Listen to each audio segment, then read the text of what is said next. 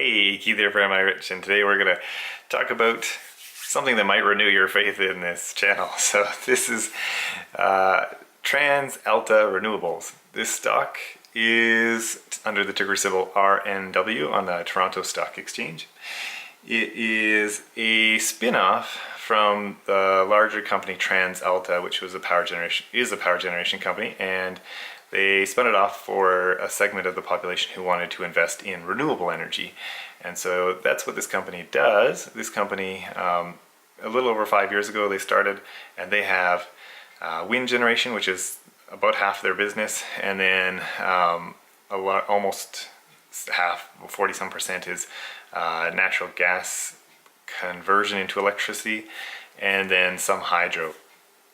And so this originally was spun off for that purpose, and it's kind of seen its highs and lows, but I kind of thought this was an interesting stock because of its dividend. So let's get into it. So the price right now is at $12.04 Canadian.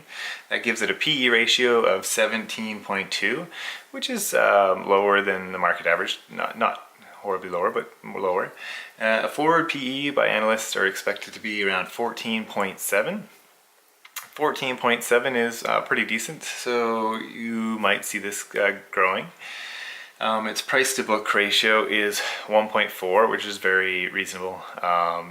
If you're getting close between 2 and 1, you're getting a reasonable price usually. Getting closer to 1 is even cheaper, but 1.4 is pretty good.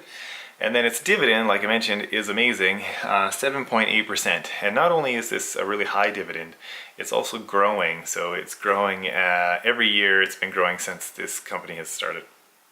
And it's a monthly dividend. So if you like monthly dividends, this is really something you might want to look into. Now, its 5-year growth rate for its intrinsic value has really been about 4.3%. over the last 5 years, so not amazing growth, but it is at least steady growth. And this might be partly because instead of investing a lot of the extra money, they're putting a lot of money into dividends. So they're paying out a lot of their earnings. But it is an interesting company. Its financials look pretty good. They have a reasonable cash flow, and they're not I don't see that they have really any crazy debts. So I see them as fairly stable. Now, what happened to their stock? Basically, they came out as a renewable play. People invested in it, and then they started to really show that they were headed towards natural gas use for their renewable energy.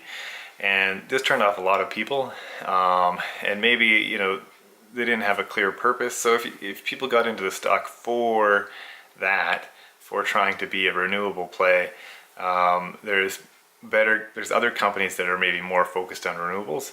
Now that said, if you're in the actual power generation business or in the environmental business, you might see natural gas as a better alternative than coal.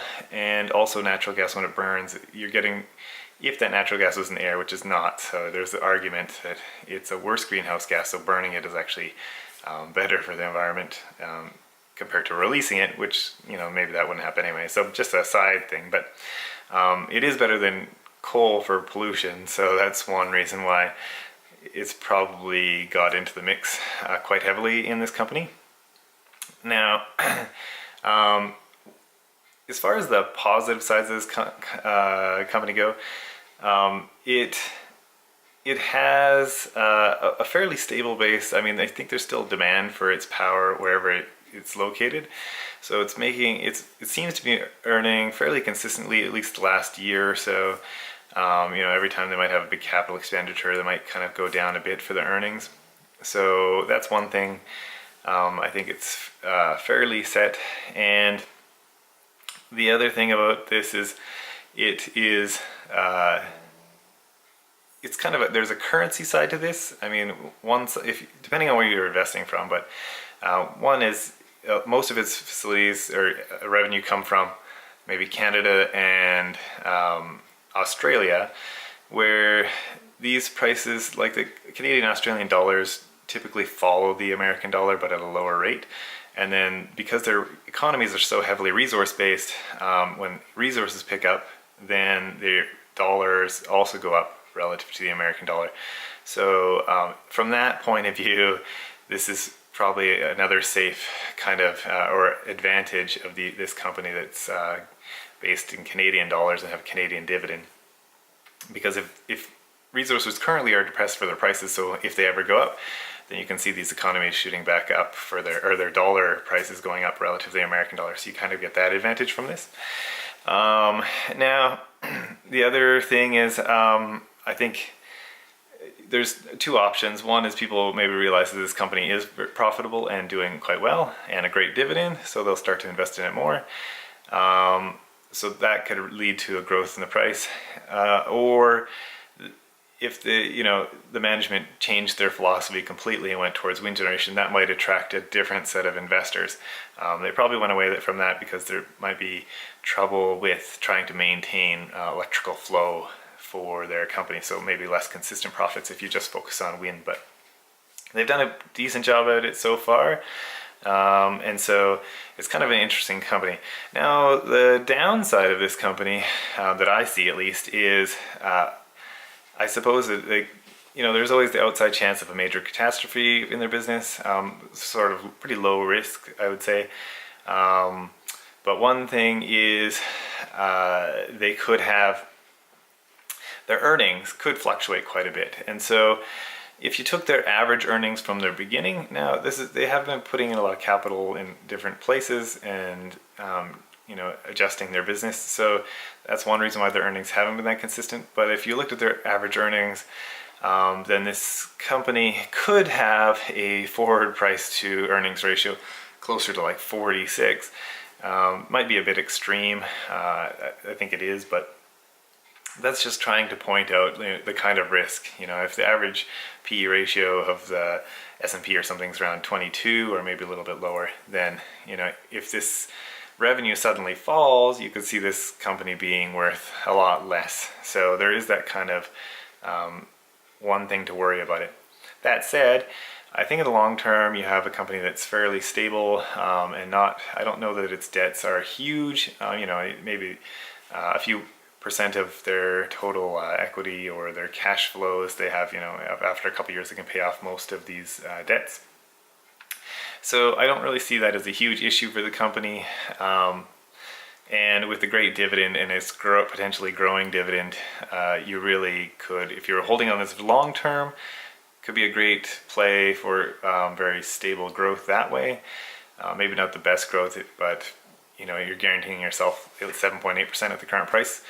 And then for the short term, if you just want money every month, then also 7.8% is not too bad. So those are the real positives, and the negatives, I see short-term volatility for sure in this company, but or people just trying to stay away from it because they really want renewable focused. But I don't know, just a very interesting stock. I personally think its levels are cheap enough that I would consider to buy right now. I can see this stock going as high as $18. Now, if the earnings drop dramatically, maybe its fair valuation is closer to maybe $12 where it's kind of at. So, it could drop maybe, 10% more, but we haven't seen that in its stock history. I think it started off around $10 and it's kind of dropped to that at one point, and then it's come back since. And then when the markets crashed kind of in late December, it also went close to that point. So I kind of see that as a bottom. It may not grow very much, but because of the dividend, it might not matter. So I just thought I'd bring this stock out and see what everybody thought. If you guys like this kind of stock, or if you like any big dividends, let me know in the comments. Other than that, thanks for watching, and we'll see you in the next video.